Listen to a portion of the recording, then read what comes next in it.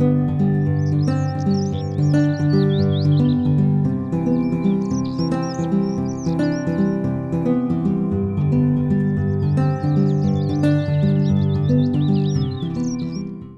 vais vous parler aujourd'hui de comment choisir son futur conjoint et je vais vous donner 7 caractéristiques que vous devriez retrouver chez votre futur conjoint.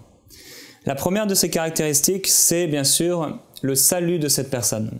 La Bible dit dans 1 Corinthiens au chapitre 7 et au verset 39, « Une femme est liée aussi longtemps que son mari est vivant, mais si le mari meurt, elle est libre de se marier à qui elle veut, mais seulement que ce soit dans le Seigneur. » Et la première caractéristique, bien sûr, à trouver chez notre futur conjoint, c'est son salut.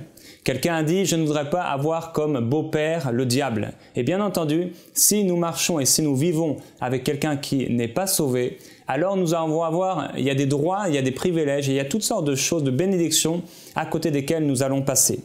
Nous allons avoir des pressions inutiles, le samedi soir par exemple, avant d'aller à l'église le dimanche, et des pressions comme ça régulières dans notre vie. Non seulement ça, mais nos enfants que nous aimons, que nous allons chérir, que nous allons aimer, ces enfants auront une éducation qui sera à la fois divine, mais qui sera à la fois vraiment mauvaise, démoniaque, charnelle. Alors, bien sûr, nous devons trouver une personne qui est sauvée. Deuxième caractéristique, c'est une personne qui est propre. Propre d'abord physiquement. La Bible dit dans 1 Corinthiens 6 au verset 16 et au verset 18, « Ne savez-vous pas que celui qui s'attache à la prostituée est un seul corps avec elle ? Car, est-il dit, les deux deviendront une seule chair. Plus loin, fuyez l'impudicité, quelque autre péché qu'un homme commette, ce péché est hors du corps, mais celui qui se livre à l'impudicité pêche contre son propre corps. » Donc, il nous faut fuir une personne qui est impudique. Et si votre futur conjoint est une personne qui a vraiment des aspects d'impudicité, des choses qui sont sales au niveau physique, dans la façon de vivre, il faut vous en éloigner. Une personne qui est propre aussi moralement. La Bible dit que ni les voleurs, ni les hommes toujours de désirer plus, de posséder plus, ni les ivrognes, ni les calomniateurs, ni les exploiteurs n'hériteront du royaume de Dieu. Donc, si votre futur conjoint est quelqu'un qui est manipulateur au niveau, il trompe, c'est quelqu'un qui vole, qui fraude, alors demain il pourra frauder et voler la femme de quelqu'un d'autre. Si c'est quelqu'un qui désire toujours posséder plus, alors s'il désire plus, il ne sera jamais satisfait de vous. Si c'est quelqu'un qui est un ivrogne ou quelqu'un alors il n'arrivera pas à se maîtriser, et il n'arrivera pas à se maîtriser dans votre couple. S'il est calomniateur, alors il parlera mal de vous, il se moquera de vous alors que vous ne serez pas là.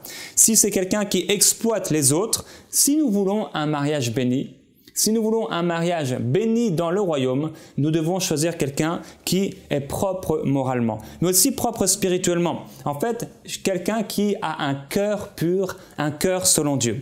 Troisième caractéristique, c'est une personne bien sûr qui vous plaît physiquement.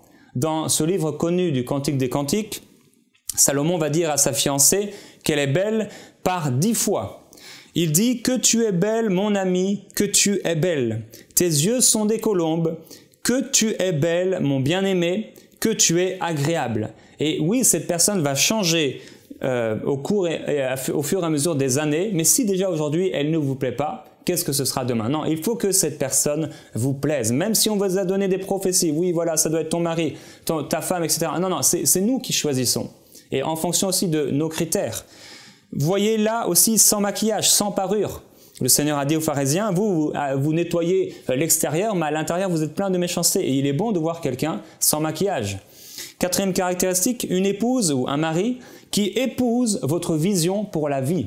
Si nous n'avons pas la même vision de la vie, alors ça va créer des problèmes, ça va susciter des problèmes qui aujourd'hui peut-être sont de moindre importance, mais au bout d'un moment, ça va créer de gros problèmes. Si quelqu'un, par exemple, a un appel pour servir le Seigneur, qu'il est appelé à déménager, qu'il est appelé à déménager régulièrement, mais si sa femme ou si son mari n'est pas préparé à cela, ça va créer des problèmes et cette personne ne pourra peut-être jamais accomplir la volonté de Dieu à cause des tensions et des pressions dans son couple.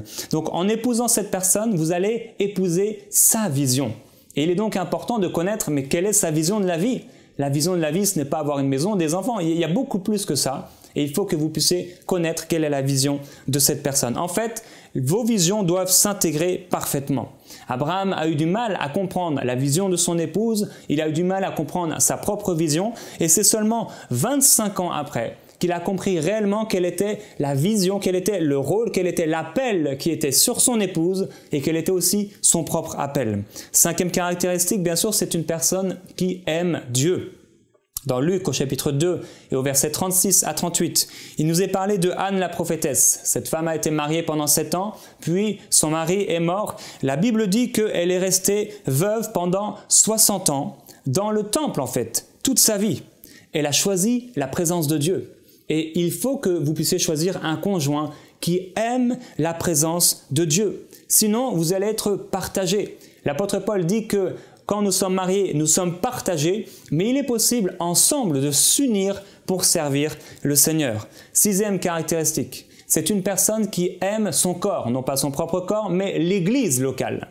La Bible dira « Éternel, j'aime le séjour de ta maison, le lieu où ta gloire habite. » Et personnellement, j'ai choisi quelqu'un qui aimait l'Église locale. Et si ma femme aujourd'hui n'aimait pas l'Église locale, je serais malheureux. Je serais triste de ne pas pouvoir aller avec elle à l'église, de ne pas pouvoir servir le Seigneur ensemble, de ne pas être heureux quand nous allons à l'église ensemble. J'ai choisi une personne qui aime le Seigneur, qui aime l'église locale. La Sulamite, dans le Cantique des Cantiques, a dit « Avez-vous vu celui que mon cœur aime ?»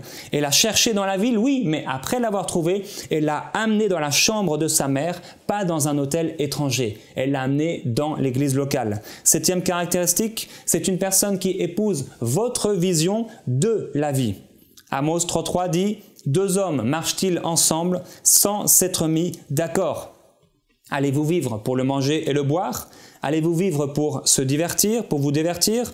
Votre mari sera-t-il un passionné de voiture? Il passera tous ses week-ends dans des loisirs, dans des choses à l'extérieur, dans des activités, dans des loisirs. Est-ce que votre femme passera son temps au téléphone avec sa maman ou alors dans les magasins à dépenser tout l'argent, à vous laisser vous occuper des enfants? Est-ce que votre femme ou alors votre mari, la vision d'une femme pour lui, c'est que la femme doit rester à la maison, qu'elle ne doit pas travailler, que la femme est une personne de moindre importance? Finalement, quelle est sa vision de la vie? Voilà 7 caractéristiques qui vous aideront à choisir votre futur conjoint. Pour aller plus en profondeur, vous pouvez lire et télécharger la version complète de cette pensée du jour sur le site enseigne-moi.com.